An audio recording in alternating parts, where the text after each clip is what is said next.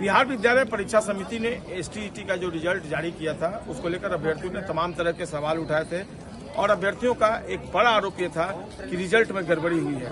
यह पूरा मामला पटना उच्च न्यायालय पहुंच गया है और इस वक्त तमाम लोग मौजूद हैं, याचिकाकर्ता के अधिवक्ता भी हैं और कई स्टूडेंट हैं, अभ्यर्थी हैं और स्टूडेंट यूनियन के लीडर भी हैं। एक एडवोकेट हैं याचिकाकर्ता, तो हम उनसे भी बात कर लेते हैं। आपका मामला किनसे जुड़ा हुआ है, कितने अभ्यर्थियों ने आपके पास गुहार लगाई और कोर्ट का क्या इंस्ट्रक्शन है? मैंने सबसे पहले आरती कुमारी का रिट पिटीशन यहाँ हाईकोर्ट में फाइल किया हूँ जी। हाईकोर्ट में फाइल करने के बाद ऑनरेबल हाईकोर्ट द्वारा आदेश दिया गया कि आप रिप्रेजेंटेशन दीजिए। रिप्रेजेंटेशन पे बोर्ड का आदेश भी आ चुका है। उसी बोर्ड के आदेश के बाद मैंने पुनः एक हाईकोर्ट में याचिका दायर किया है। वो अभी टोकन नंबर ही मिला है। आरती कुमारी ने क्या आरोप लगाया?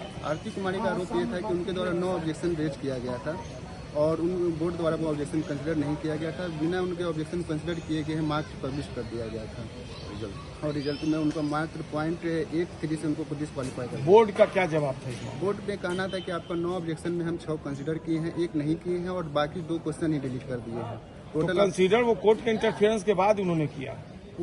एक्चुअली कोर्ट का सिर्फ डायरेक्शन था कि इनके रिप्रेजेंटेशन का वो डिस्पोजल कर दें, तो मेरे आरती के रिप्रेजेंटेशन का वो जवाब दे दिए हैं। उसके बाद हम पुनः हाईकोर्ट में कर रिट याचिका फाइल। बोर्ड ने जो डिस्पोजल किया उससे आप सेटिस्फाइड हैं? नहीं है, इसलिए तो फिर से दोबारा पुनः एक याचिका फाइल किया गया है।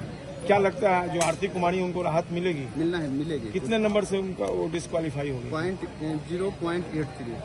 अच्छा, मतलब 1 नंबर से भी कम? 1 नंबर से भी कम। और अभी इनका बोर्ड का मानना है कि आपका हम 3 क्वेश्चन डिलीट किए हैं 150 में, तो आपका 147 पे ही आपका मार्क्स कंक्लूड किए हैं, रिजल्ट बनाए हैं। तो 147 में आपका 58 मार्क्स आ रहा है, तो उसको हम प्रोडिक्ट करके 59.18367 किए हैं। उसको नॉर्मलाइज करके 59.173 किए हैं। तो मेरा ये कहना है कि अगर इनका 1 मार्क्स भी कंसिडर कर लिया जाए, जो ऑब्जेक्शन भी किए हैं, क्वालिफाई कर जाएंगे। क्वालिफाई तो 59 हो जाएगा इनका मार्क्स। तो 159 divided by 147 multiplied by 150 equal to 60.20 इनका मार्क्स आ जाएगा। अगर वो नॉर्मलाइजेशन के नाम पे भी कुछ मार्क्स काटेंगे, मिनिमम इनका 60 मार्क्स रह जाएगा, जिससे वो क्वालिफाई कर देंगे। कितने अभ्यर्थी आपके पास पहुंचे हैं शिकायत लेकर? मेरे पास लगभग 40 to 45% स्टूडेंट्स आए हैं। और उनका जवाब तक बोर्ड की तरफ से आया है या नहीं आया? 40 स्टूडेंट का लगभग क्लियर हो चुका है, कोर्ट से आदेश हो गया है रिप्रेजेंटेशन के लिए, और उनका 40 स्टूडेंट का रिप्रेजेंटेशन अभी बोर्ड के यहाँ पेंडिंग है, उन पर अभी कोई आदेश नहीं पारित हुआ है। क्या नाम है आपका? मृत्युंजय कुमार। मृत्युंजय जी हैं।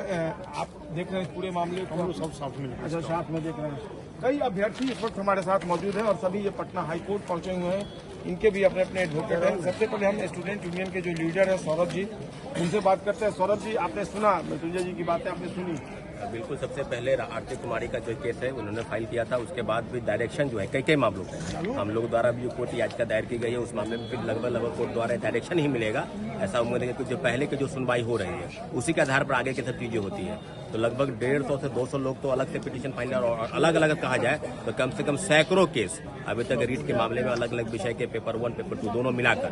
तो हम लोग का उम्मीद है कि जिस प्रकार से अभ्यर्थियों की मांगों को दरकिनार किया गया, और अब तो ऐसा भी सुनने को मिल रहा है अभ्यर्थियों द्वारा कि एप्लीकेशन तक वहां नहीं किया, अभी एप्लीकेशन लेने में भी आनाकानी लोग कर रहे हैं। क्यों? तो भाई अब वही तो सवाल है कि उनको पता चल गया है कि अभ्यर्थी अगर अपनी मांग को लेकर अगर कोर्ट भी नहीं जाएंगे, क्योंकि न्याय की अंतिम और एकमात्र विकल्प तो अब कोर्ट ही बचा है, तो फिर क्या करेंगे अभ्यर्थी? आप तो एसटीईटी करा नहीं रहे थे, एसटीईटी कराए, उसके बाद भी कई लोगों का रिजल्ट खराब हो गया। अब 1 नंबर से भी कम, आधा नंबर से भी कम, तो ऐसे लोग कहाँ जाएंगे? तो निश्चित रूप से कई विषय में जो गड़बड़ी हुई है, प्रोविजनल आंसर की में जो गड़बड़ी हुई है, उसके खिलाफ में और कई अलग अलग तरीके से कोर्ट में याचिका दायर की गई है। तो पूरा हमको उम्मीद और भरोसा है कि छात्रों के साथ एसटी 2025 के रिजल्ट में गड़बड़ी के खिलाफ में जो याचिका दायर की गई है, उसके लिए यही नहीं अंतिम राहत जरूर मिलेगी। और पूरा उम्मीद और भरोसा के साथ सैकड़ों हजारों एप्लीकेंट अपने अलग अलग तरीके से कोर्ट में याचिका दायर की गई। पूरा उम्मीद और भरोसा है हमको माननीय उच्च न्यायालय। आपने आरती कुमारी के जो अधिवक्ता है उनकी बातें सुनी, अब ऐसे में आपको अपने मामले को लेकर क्या लग रहा है कि उम्मीद जग रही है आप लोगों को? मेरा जो केस था 19 तारीख को, उसमें डिस्पोजल का ऑर्डर आया और माननीय न्यायाधीश महोदय के द्वारा जो रिप्रेजेंटेशन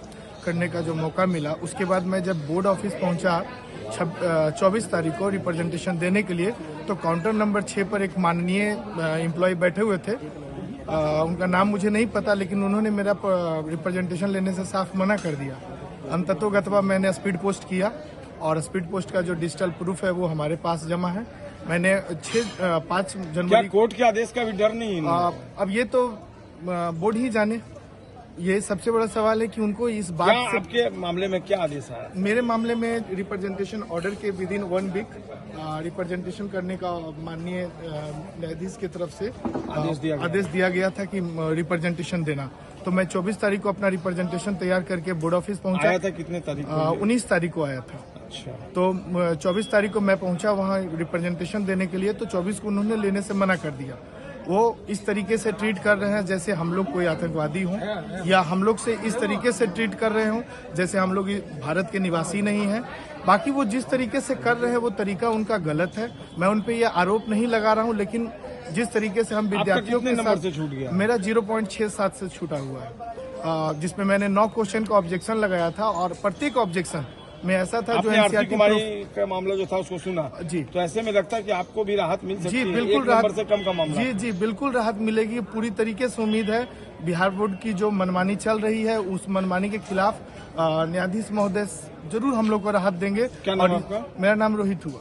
अब बताइए, आपने सुना, आपके सामने जो सहयोगी हैं वो भी बता रहे हैं, आरती कुमारी का ही मामला है। आपका कितने नंबर से छूटा था? मेरा 0.25 से छूटा था सर। मात्र 0.25? जी, मैं पॉलिटिकल साइंस का स्टूडेंट हूँ सर। 19 क्वेश्चन गलत था और हमने 7 क्वेश्चन पर आपत्ति किया था, उसका कोई नहीं दिया गया है। आप भी तो हाई कोर्ट में याचिका दाखिल किए हैं, आप लोग के मामले में भी क्या स्टेटस है? अभी कोई स्टेटस नहीं है, मैंने केस नंबर अभी नहीं आया है। जिस दिन आएगा आपको लगता है आपको भी राहत मिलेगी? राहत मिलेगा। पटना उच्च न्यायालय एक न्यायाधीश है, अनुरोध की हम लोग को। चलिए, क्या नाम आपका?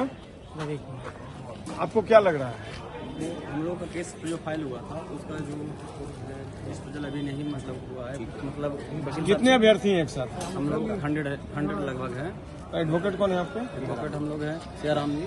अच्छा, सीताराम जी।